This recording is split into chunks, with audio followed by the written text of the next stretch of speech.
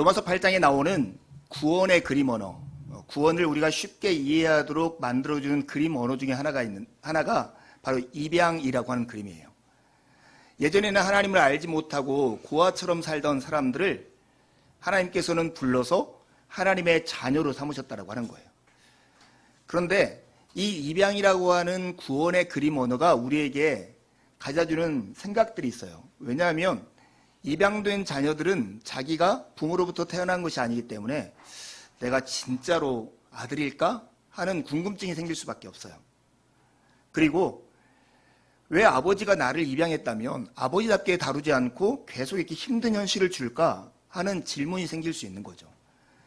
신자들의 현실이 딱 그와 같아요. 신자들의 삶은 하나님의 은혜로 입양이 되어서 하나님의 자녀가 됐어요.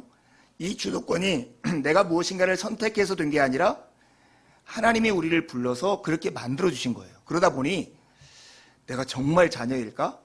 내가 정말 하나님의 상속자일까 하는 질문이 우리 가운데 생길 수밖에 없는 거죠. 그리고 하나님을 믿으면 하나님 안에서 이렇게 부유하고 영광스러우신 하나님의 자녀라면 넉넉하고 풍요로운 삶을 살아야 할 텐데 삶에는 고난이라고 하는 현실이 있다는 거예요. 그러다 보니 나의 정체성과 나의 현실에 대한 의문을 가지고 살아갈 수밖에 없는 것이죠. 이런 우리의 삶을 이해하는 큰 맥락, 그리고 우리가 진짜 하나님의 자녀라는 확신을 가지고 살아갈 수 있는 그런 내용을 오늘 본문에서 우리에게 가르쳐 줍니다. 여러분 화면을 한번 보시겠습니까? 주보에도 실려 있는 이 그림인데요. 로마서 8장 14절 15절부터 나오는 맥락을 한 그림에 넣으려고 여러분 제가 노력했습니다. 하나님의 상속자이고 하나님의 아들인 우리가 여전히 장차 나타날 영광을 기다리면서 현재 고난을 겪고 있다고 하는 거예요. 마치 입양의 그림으로 생각해보면 이와 같은 거예요. 아버지가 아들을 입양했어요. 자기 아들을 삼았는데 단순히 그냥 아들답게 풍요롭게 누리게 하는데 아버지의 목적이 있는 게 아니에요. 아버지의 목적은 이 아이가 정말로 자기 자녀답게 온전하게 성숙해서 자기가 하는 일을 물려받기를 원하는 거예요. 성경적으로 하면 하나님께서 우리를 하나님의 자녀로 입양한 다음에 예수 그리스도의 형상에 때까지 이르도록 해서 하나님의 통치를 대신하는 사람으로 우리가 되기를 원하는 마음이 하나님께 있어요. 그렇기 때문에 하나님은 그 기간 동안에, 자라는 기간 동안에 훈련시키시고 양육하는 과정이 있다고요. 마치 출산하는 산모가 출산의 고통을 겪어서 아들을, 딸을 갖는 기쁨을 누리듯이 그 훈련의 기간이 필요한 것이 인간에게 갖는 고난이라고 하는 현실이에요. 그래서 장차 나타날 영광, 완전히 훈련되었을 때 아버지의 일을 맡아서 하는 그 영광에 이르기 전까지 지금은 현재 고난을 겪으면서 훈련되어져 가는 과정 가운데 있다. 이게 그리스도인의 현재의 포지션이에요.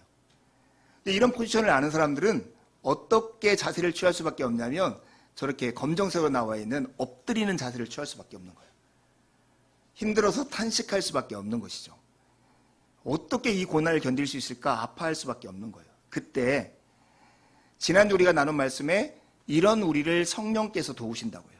어떻게 도우시냐면 마땅히 무엇을 위해서 기도해야 할지도 알지 못하는 우리를 위하여 말할 수 없는 탄식으로 신음소리를 내시는 거예요. 그런데 성령의 생각을 아시는 하나님께서, 성부께서 이 기도를 들으시고 우리 가운데 응답하시는데 그 응답의 결과가 우리에게 일어나는 모든 일들을 합력해서 재료로 삼아서 우리의 인생에 선을 이루어 나가신다는 거예요. 그 선이 무엇이라고 했습니까? 그 선은 예수 그리스도의 형상을 본받는 것. 예수님 같이, 예수님처럼 되어져 가는 삶을 우리 가운데 지어져 가는 거예요. 그래서 그것을 세 단계로 얘기하면 우리를 하나님께서 부르신 우리를 의롭다 하시고, 의롭다라고 하는 것은 하나님의 가족이다라고 인정해 주는 거예요. 그리고 우리를 영화롭게 하기까지 이르게 하신다는 거예요. 영화롭다는 것은 예수 그리스도가 하시는 일에 우리도 참여하게 해주신다는 것입니다. 이게 우리를 둘러싼 인생의 맥락이에요. 이제 저를 보여주세요. 저를 보시면 돼요. 여러분, 우리가 이렇게 살아가는 삶의 현실이 지금 이렇게 있는 거예요. 장차 나타날 영광을 기대하면서 지금 오늘 고난을 겪고 있고 이 속에서 우리가 탄식하고 있을 때 성령은 우리를 도우시고 이 기도를 들으신 성부께서 이 모든 것을 합력하여 선을 이루어 나가서 우리로 하여금 예수 그리스도를 닮아 예수 그리스도가 하시는 일에 동참하게 하시는 것이 하나님이 우리를 향해서 가지고 계신 목표라는 거예요. 그런데 여러분, 이 삶이 멋져요, 멋지지 않아요? 예수님의 삶에 동참하고 훈련되어 가는 과정은 예수님이 이 땅에 사셨던 것처럼 자기 십자가를 지고 자기를 부인하며 예수님과 같이 살아가는 삶이에요. 사실 이 삶은 성경이 증명하고 예수 그리스도의 삶이 우리 가운데 증언한 것처럼 정말로 대단한 삶이에요. 그런데 문제는 세상은 이와 같은 삶을 근사하게 보지 못해요. 이해하지 못해요. 그리고 우리는 이 삶이 얼마나 위대하고 대단한가를 증명할 수 있는 도리가 없는 거예요. 예수님을 따라가는 제자의 삶이 세상은 이해하지 못하고 우리는 증명하지 못하는 현실 가운데 있다는 거예요. 이게 우리가 가지고 있는, 처해 있는 현실입니다. 그렇다면 우리가 이 믿음을 가지고 여전히 정말로 예수 그리스도를 쫓아 살아가는 삶을 포기하지 않고 계속 살아갈 수 있는 힘이 어디서 나오냐는 거예요. 우리는 무슨 확신을 가지고 이 삶을 계속 살아갈 수 있을까 하는 것이 오늘 우리가 던지는 질문이에요. 아까 어린이 설교처럼 내가 믿음으로 살아가는 삶에 내 삶이 이렇게 흔들리지 않도록, 흔들리더라도 적어도 넘어지지 않도록 나를 잡아주는 무게중심에 무엇을 두고 있어야 나는 흔들린다 할지라도 넘어지지 않을 수 있겠는가 하는 거예요. 여러분, 구원의 확신을 가지고 살아가는 삶은 예수 그리스도에게 순종하며 내 삶이 그리스도를 닮아가는 영적 성장의 연료와 같아요. 연료를 넣어야 차가 가는 것처럼 구원에 대한 확신이 있어야, 내가 하나님의 백성이고 자녀라는 확신이 있어야 정말 이 삶을 포기하지 않고 계속 살아갈 수 있는 힘이 있어요. 근데 그 구원의 확신의 그 안에 무엇이 담겨 있어야 할까? 오뚜기와 같은 내 인생에 무엇이 내 무게 중심을 잡고 있어야 할까 하는 것이 오늘 본문 속에 우리가 던지는 질문입니다. 여러분, 우리가 살아가는 삶을 세상은 이해하지 못하고 우리는 증명하지 못한다 할지라도 여러분, 포기하지 말고 계속해서 주 예수님을 따라가십시오. 우리는 결코 실패할 수 없는 길을 지금 가고 있습니다. 왜냐하면 그 무엇도 우리를 붙잡고 있고 우리를 껴안고 가는 예수 그리스도의 사랑으로부터 떼어놓을 수 없기 때문입니다. 오늘 말씀을 통해서 이 확신을 가지셔서 정말로 keep going, 포기하지 말고 계속 가 하시는 주님의 응원을 받으면서 믿음의 길을 계속가는 여러분이 되기를 바랍니다. 구원의 확신은 정말로 우리가 순종과 영적 성장의 연료 같은 거예요. 그런데 어떤 사람들은 어떻게 사람들이 구원의 확신을 가질 수 있어? 이렇게 말을 하는 사람들이 있어요. 여러분에게 구원의 확신이 있으세요? 저하고 눈을 마주치고 대답해 보세요. 여러분에게 구원의 확신이 있습니까? 예. 선뜻 대답이 못하죠. 마스크 끼고 있으니까 더더욱 대답 못하시죠. 근데 우리가 구원의 확신이 있습니까? 하는 이 질문을 받으면 이렇게 멈칫하게 되고 대답하기를 주저하게 되는 이유가 있어요. 그것은 뭐냐면 구원의 확신의 근거를 내 안에 두어야 한다는 부담감 때문이에요. 내가 하나님을 잘 믿어야 나는 구원받지. 내가 하나님 앞에 어느 정도의 떳떳한 삶을 살아야 내가 구원을 받지. 이게 있어야 내 구원받은 증거지. 이런 생각을 하기 때문에 이런 대답을 선뜻 못하는 거예요. 그러니까 구원의 확신이 있습니까? 하는 것들에 대해서 그렇게 대답할 수 없습니다. 대답하기 어렵습니다. 이렇게 대답하는 것은 늘 이 구원의 확신의 근거를 내 안에 두고 있다라고 하는 것에 반증 것 같아요. 근데 정말로 우리는 구원의 확신을 내 안에 근거를 두어서 내가 믿기 때문에 구원을 받았다라고 확신할 수 있을까요? 없습니다. 하나님이 우리에게 말씀하시고 오늘 바울서도 우리에게 증언하는 우리가 구원을 받았다는 확신은 내 안에 있는 게 아니라 나를 구원하신 하나님 안에 있습니다. 하나님의 근거를 둔 구원의 확신.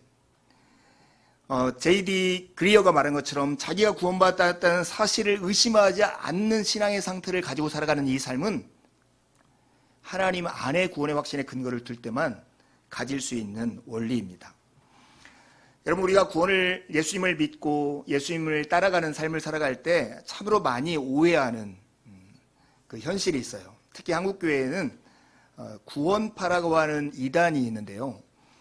구원파 이단이 제일 처음에 어떤 사람들을 접근해서 복음을 전하거나 말을 하려고 할 때 늘 이렇게 질문했어요. 당신은 언제 구원받았습니까? 언제 몇 년, 몇 월, 며칠, 몇 시에 구원받았습니까? 이렇게 질문했어요. 그것을 알지 못하면 그 사람이 구원을 받지 못했다. 이렇게 하면서 다른 복음을 전하기 시작했습니다. 그래서 거기를 이제 구원파라고 주로 이야기를 하죠. 근데 여러분, 그 구원을 받을 때를 정확히 알 수가 없어요. 왜냐하면 구원은 내가 선택해서 된 일이 아니라 하나님이 우리를 선택해서 된 일이기 때문에 그래요. 내가 언제 구원을 받았다는 걸 아는 것은 내가 선택해서 구원을 받았다라고 주장하는 것과 다르지 않습니다. 그런데 우리의 구원은 우리의 선택에 의한 것이 아니라 하나님이 우리에게 베풀어 주신 사랑에 우리가 항복한 시점이 우리 안에 구원이 일어나는 때예요. 그래서 정확히 말하면 우리의 구원은 하나님이 우리를 사랑할 때부터 시작했다라고 말을 해야 옳은 것입니다. 오늘 함께 읽은 이 말씀이 로마서 8장 31절에서 39절은 사실은 이렇게 논리적으로 풀어서 설명해야 할 부분이 아니라 시처럼 여러분에게 소개해야 할 내용이지만 우리에게 구원의 확신의 근거를 설명하기 위해서 논리적으로 설명을 하고 있을 뿐입니다. 그러나 38절과 39절에 나와 있는 이 감동적인 이야기를 제가 그래도 감동적으로 한번 읽어보겠습니다. 내가 확신하노니 사망이나 생명이나 천사들이나 권세자들이나 현재일이나 장래일이나 능력이나 높음이나 깊음이나 다른 어떤 피조물이라도 우리를 우리 주 그리스도 예수 안에 있는 하나님의 사랑에서 끊을 수 없으리라. 정말 여러분 안에 오늘 주의 말씀을 통해서 주의 성령께서 역사하셔서 바울 사도의 이 감동에 찬 고백이 여러분의 고백이 되기를 바랍니다. 우리는 어떻게 정말로 이런 확신을 가질 수 있을까요? 첫 번째 근거는 역사 속에 나와 있는 근거인데 그것은 바로 예수 그리스도가 지신 십자가입니다. 여러분 오늘 본문에 보면 이렇게 말씀하죠. 만일 하나님이 우리를 위하시면 누가 우리를 대적하겠습니까? 이렇게 질문해요. 만일 하나님이 우리를 위하시면 누가 우리를 대적하겠습니다. 이 말을 거꾸로 얘기하면 이렇게 말할 수 있는 거예요. 하나님은 우리의 편이 되셨습니다. 하나님이 우리의 편이 되셨습니다. 하나님이 우리의 편이 되셨는데 누가 우리를 원수와 같이 적군을 대하듯이 대하면서 우리와 싸움을 걸어오겠습니까? 이렇게 묻는 질문입니다. 우리에게 정말로 믿을 만한 사실 한 가지 있는데 정말 하나님 안에 믿음을 두고 살아가는 우리를 위해서 하나님이 우리가 믿기 전부터 우리를 위해서 우리의 편이 되어서 우리를 사랑하시고 우리를 위하시는 일을 해오셨다는 사실입니다. 로마서 8장의 증언대로 하면 이미 우리를 아셨고 이미 우리를 정하셨고 복음의 선포를 통해서 우리를 부르셨고 우리를 하나님의 가족으로 편입시키는 의롭다 하시는 일을 하셨고 예수 그리스도의 일에 동참하도록 우리를 영화롭게 하는 그 일을 이미 우리를 위해서 하셨다는 것입니다. 이처럼 하나님이 우리의 편이시니 누가 우리를 대적하겠느냐? 바울이 우리에게 되묻고 있는 것입니다.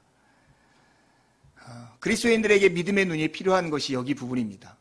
우리를 둘러싼 사방의 어려움과 곤고함에 우리의 눈을 두고 살아가는 것이 아니라 힘들고 어려울 때마다 우리의 눈을 우리의 편이 되시는 하나님을 볼 수 있도록 우리의 믿음을 열어달라고 믿음의 눈을 밝혀달라고 하나님께 구하며 그렇게 추구해야 합니다. 여러분 이게 하나님이 나의 편이 되셨습니다 하는 이 고백은 바울의 고백인데요. 바울의 인생은 참으로 힘들고 어려운 삶이었잖아요. 그냥 찜질방과 같이 안락한 삶에서 하나님께서 나의 필요한 모든 것을 다 주셨습니다. 이러한 고백 속에서 바울이 하나님이 우리 편이 되었습니다. 이렇게 고백하지 않아요. 40에 하나 감한 이 태형, 죽음의 직전에 이르기까지 맞는 그 태형을 5번이나 맞았고요. 바다에서 배가 파손돼서 죽을 위기를 수차례 당했고 강도의 위험과 칼의 위험, 감옥에서 발과 손에 차고를 차고 갇힌 것이 몇 번인지 모릅니다. 그런 바울이 지금 이렇게 고백하는 거예요. 하나님 내 편이셔. 하나님 내 편이셔. 바울의 고백은 자기가 당하고 있는 이 고난과 비교할 수 없이 하나님께서 자기를 위해서 행하시는 일을 알았을 때 하는 고백인 것입니다. 그럼 바울 사도는 이런 고백이 어디로부터 확신을 가지고 이런 고백을 할 수 있었을까 하는 거예요.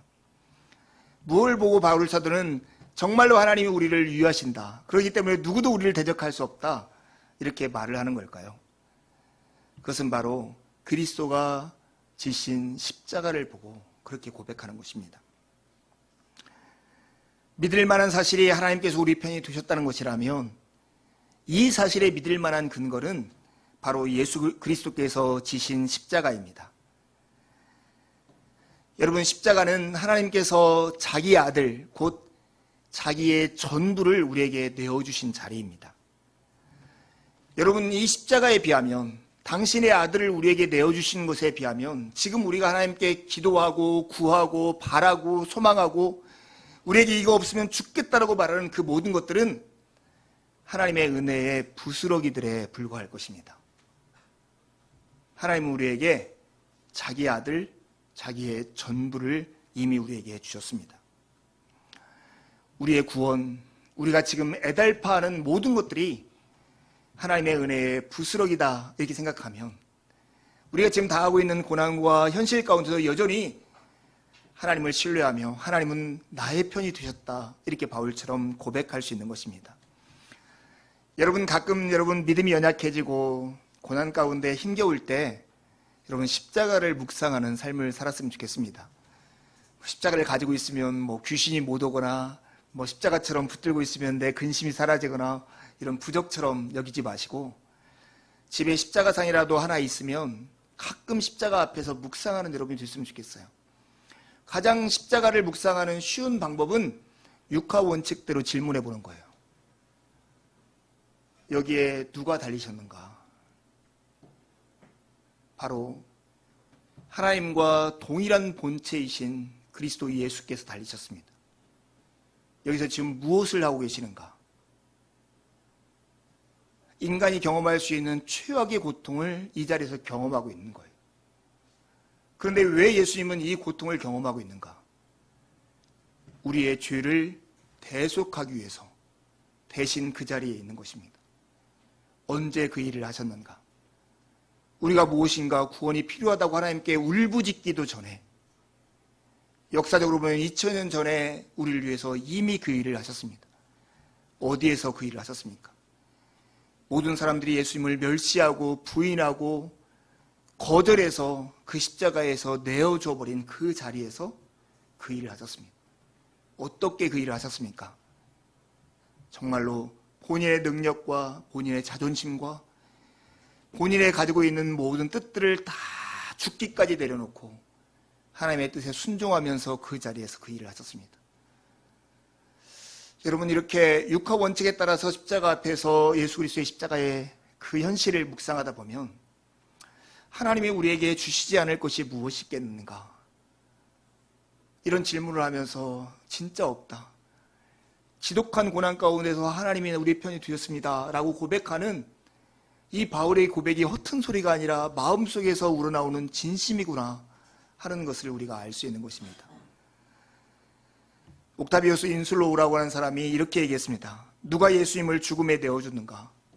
유다가 돈 좀 벌자고 내어준 것이 아니고 빌라도가 많은 사람들의 웅성거림 때문에, 두려움 때문에 내어준 것도 아니고 유대인들이 시기심 때문에 내어준 것도 아니다. 바로 하나님의 아버지께서 사랑 때문에 그렇게 하신 것이다, 이렇게 얘기하고 있습니다. 여러분 한 사람 한 사람을 위해서 하나님 아버지는 당신의 아들, 곧 당신의 전부를 우리에게 이미 내어주신 분이십니다. 그러니 여러분, 고난 중에 있다면 그리스도의 십자가를 묵상하십시오. 그리고 당신의 아들을 아낌없이 내주신 하나님 앞에 가서 여러분 스스로에게 이렇게 물어보십시오. 이렇게 하신 하나님께서 나를 위해 주시기를 아까워하는 것이 있을까? 이렇게 질문해 보십시오.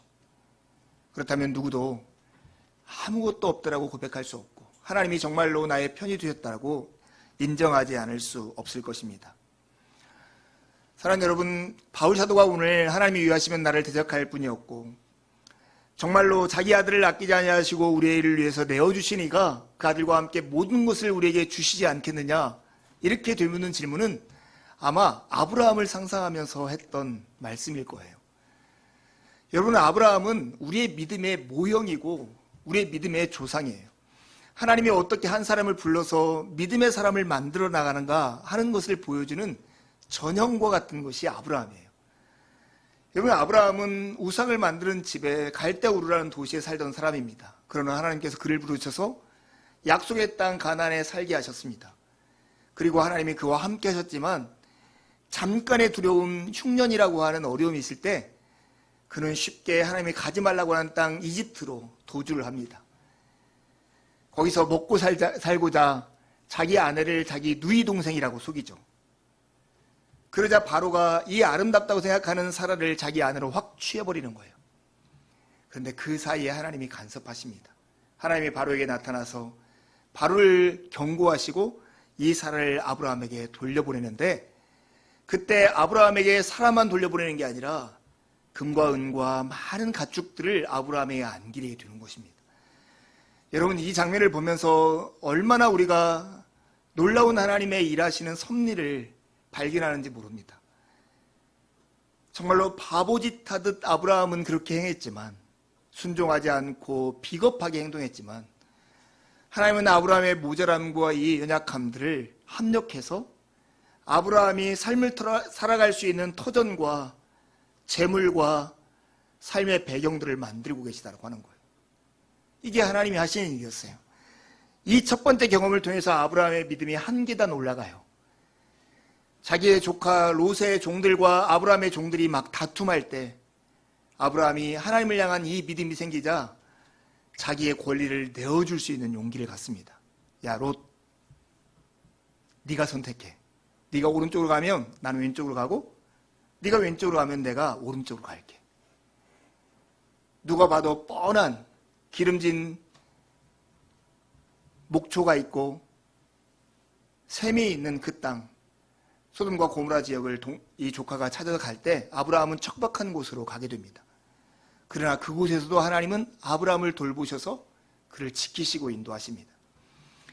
하나님이 우리에게 모든 것을 내어주시는 그 사랑에 마음이 항복하여서 하나님을 향해서 모든 것을 내어두는 자리, 이게 바로 믿음의 자리이고 하나님과 온전히 하나가 되는 자리입니다. 아브라함의 믿음의 극치가 어디에 나타납니까?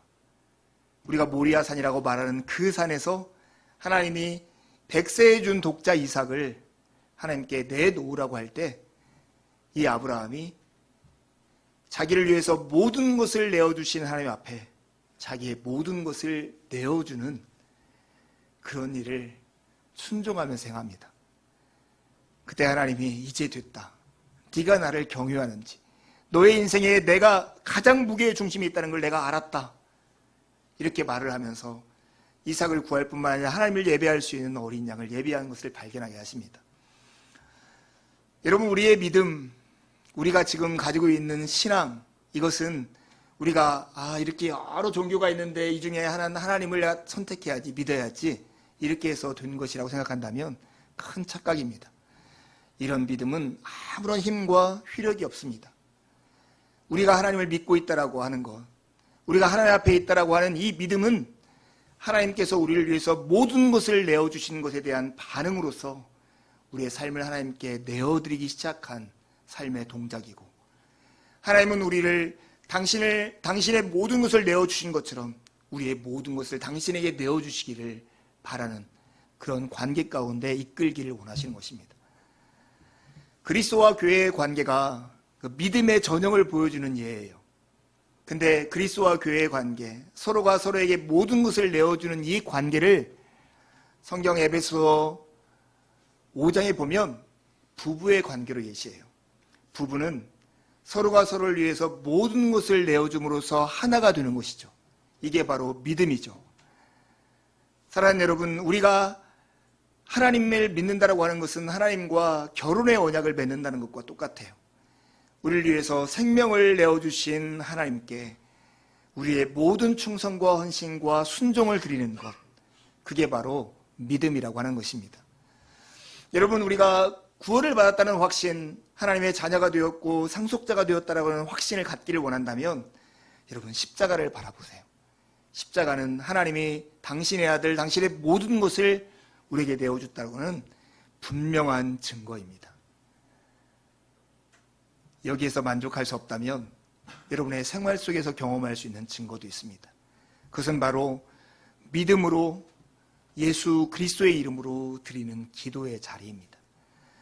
누가 우리를 대적하겠습니까? 이렇게 질문했던 이 바울 사도는 계속해서 누가 우리를 고발하겠습니까? 이렇게 질문하고 대답을 해요.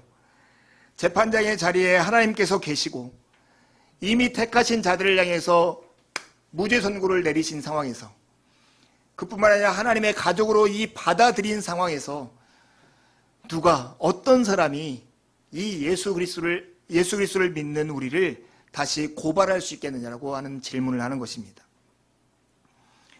사랑하는 여러분, 우리 안에는 믿는 자 가운데 있으면서도 늘 우리 마음속에 고소와 고발을 당할 때가 있죠. 여러분 안에도 그런 마음이 있어요? 야, 네가 무슨 믿는 사람이야. 야, 너같이 행동한 사람이 우리 너 때문에 창피당하겠다. 이런 마음이 마음 가운데 들 때 있습니까? 저는 있어요. 야, 네가 무슨 목사야. 너처럼 행동하면서 목사다움이 어디 있냐. 너는 오히려 하나님의 백성들을 옳은 길로 인도하는 게 아니라 오히려 너 때문에 다른 길로 인도할지도 몰라. 이런 마음의 고소와 고발들이 내 마음 가운데 일어날 때 있습니다. 그럴 수 있어요. 우리 안에 그런 마음이 있어요. 이런 마음은 우리를 근신하게 하고 나를 바로 서게 하고 내 그러기 때문에 하나님을 더 의지하겠다는 마음을 갖도록 하는 마음들이죠. 특별히 고난을 당할 때 우리 마음속에 이런 생각이 들 때 있잖아요. 야, 너는 이미 하나님의 눈밖에 났어. 그러니까 이런 고난을 당하지. 이런 마음이 우리 가운데 들 때가 있어요. 제가 최근에도 어떤 분이 요즘 바람이 되게 많이 불잖아요. 근데 바람이 많이 부는 걸 보고 이 바람이 많이 부는 것은 불길한 예고라는데 이런 얘기를 하는 걸 들었어요. 제가 그분도 믿는 분인데 그냥 이게 가만히 웃고 말았거든요. 여러분은 어떻게 생각하세요? 우리는 이렇게 삶의 현실과 상황들을 보면서 그것이 마치 우리의 삶을 막 움직이는 것처럼 믿겨질 때가 있어요. 고난을 당하면 하나님이 나를 미워하는 걸까? 내가 조금 잘 되면 하나님께서 나를 사랑하시는 걸까? 이렇게 착각할 때가 있어요. 아니에요.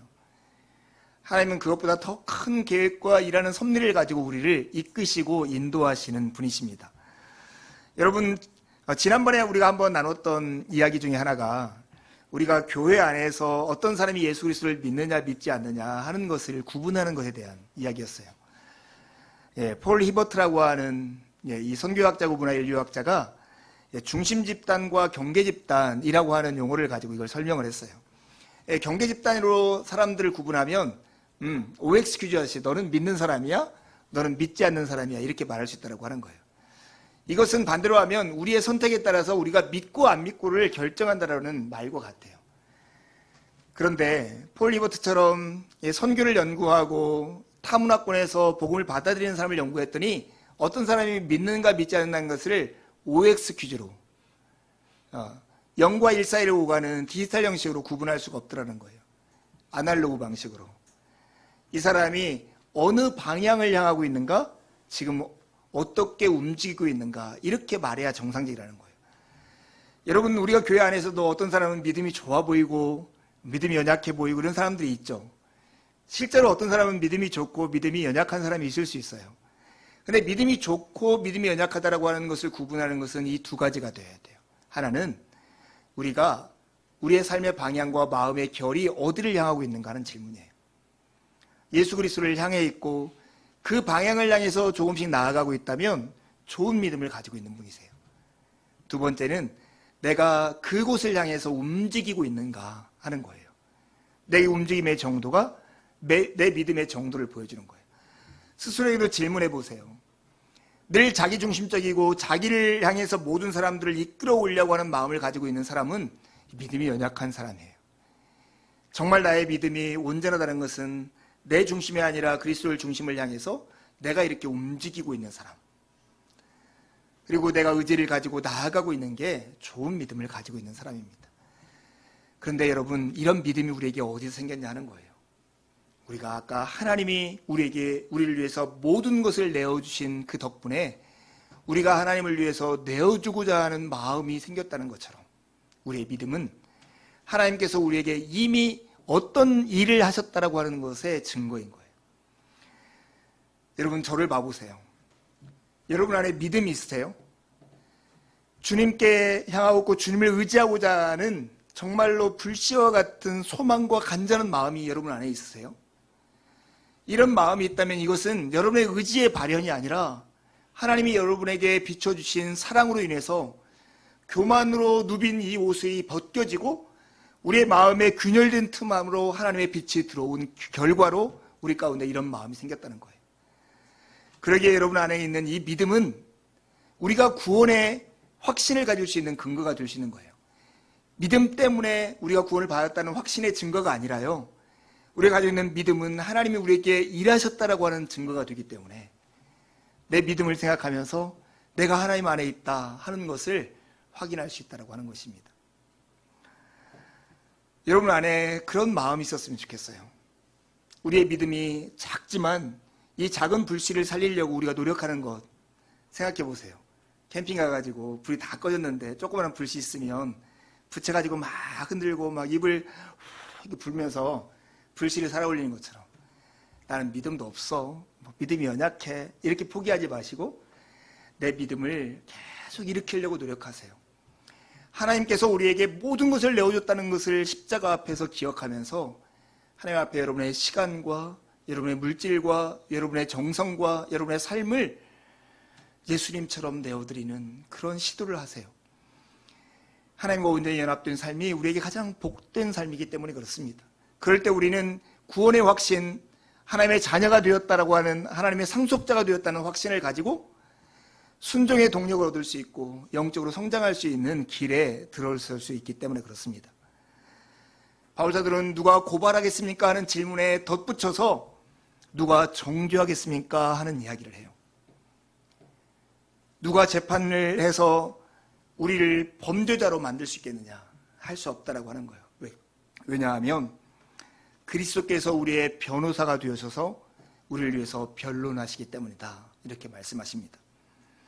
죽으셨지만 다시 살아나사 하나님의 오른쪽에 계신 그리스도께서 우리를 위해서 간구하시기 때문에 그 누구도 우리를 정죄할 수 없다라고 말씀하십니다. 여러분, 이 로마서 8장을 읽으시면서 정말 삼위일체 하나님이 우리를 위해서 어떻게 일하시는가 하는 그 이 복된 현실을 여러분 발견했으면 좋겠어요. 질문에 답해보세요. 우리가 기도하는 그 자리에서 우리를 위해서 기도하시는 분이 누가 계십니까? 크게 답해보세요 한번. 네. 성령 하나님께서 우리를 위해서 간구한다는 것을 지난주 우리가 확인했습니다. 또 오늘 누가 우리를 위해서 기도하십니까? 예, 그리스도께서 우리를 위해서 간구하신다라고 말씀하고 있어요.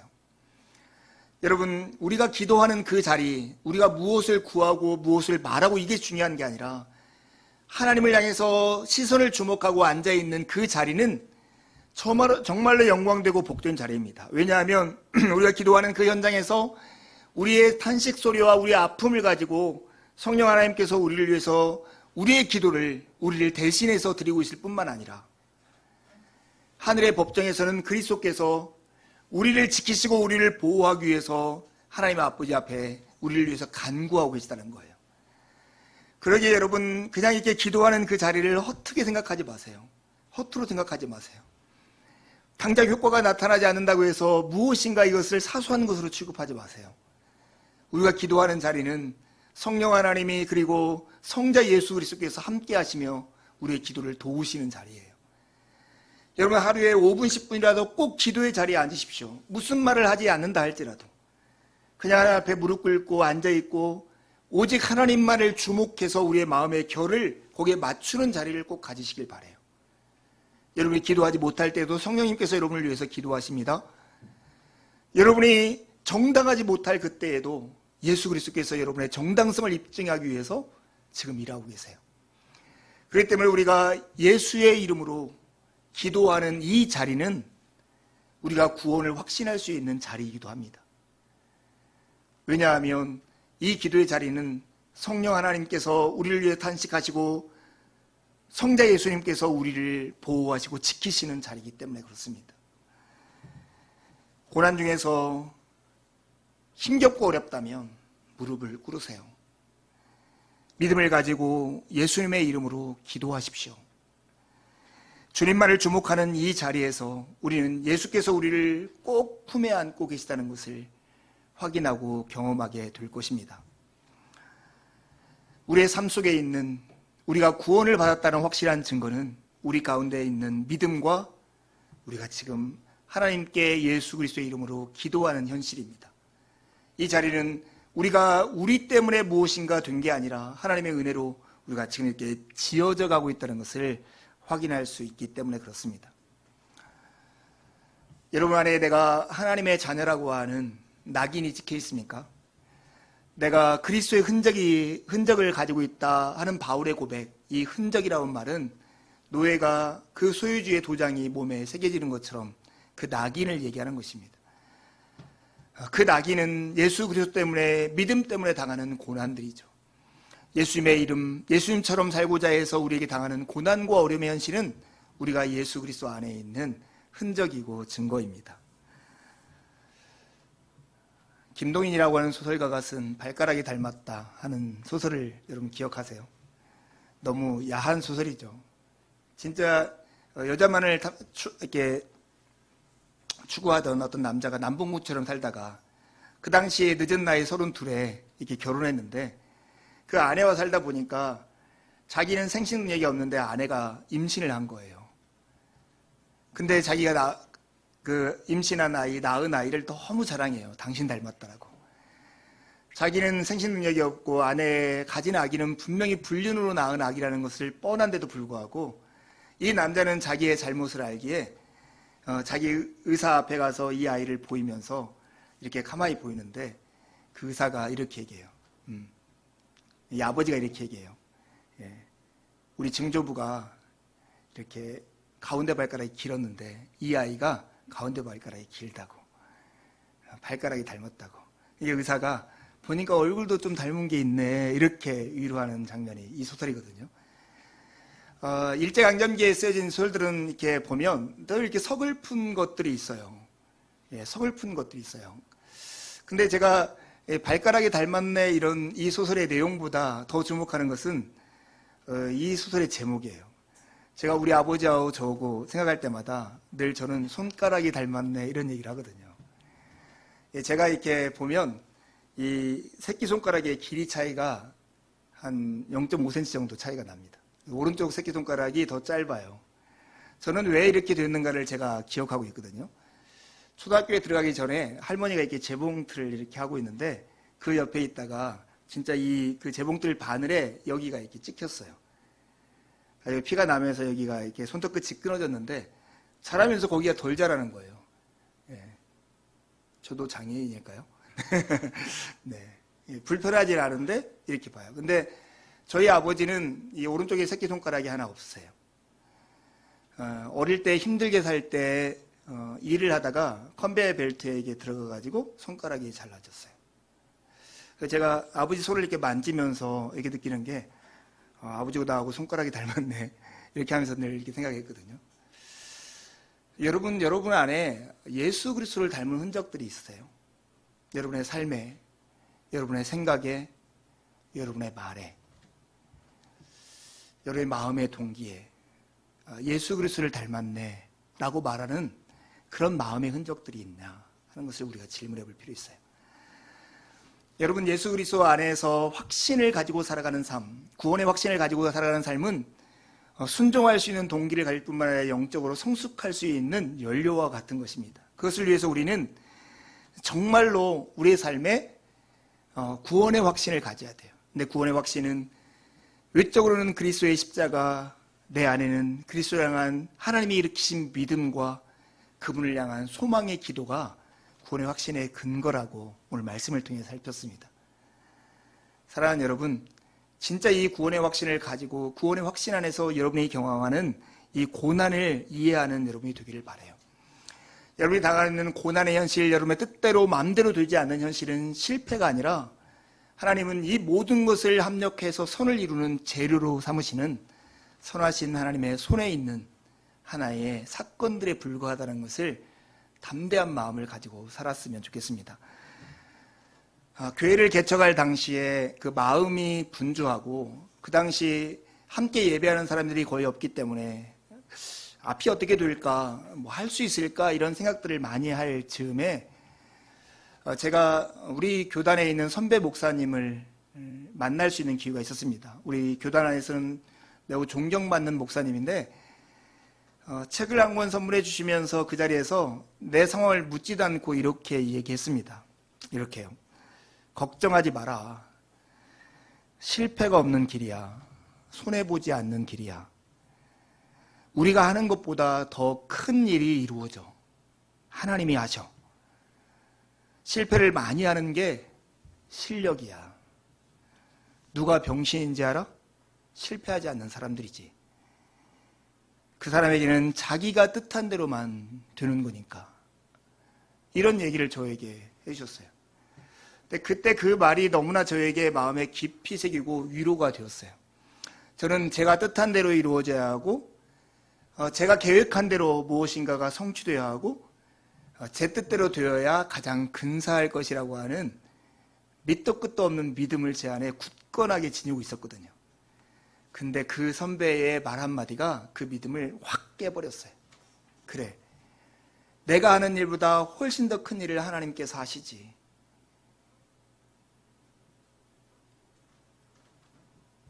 그분이 나를 여기까지 이루셨지. 그분은 우리의 실패도 선하게 활용하시지.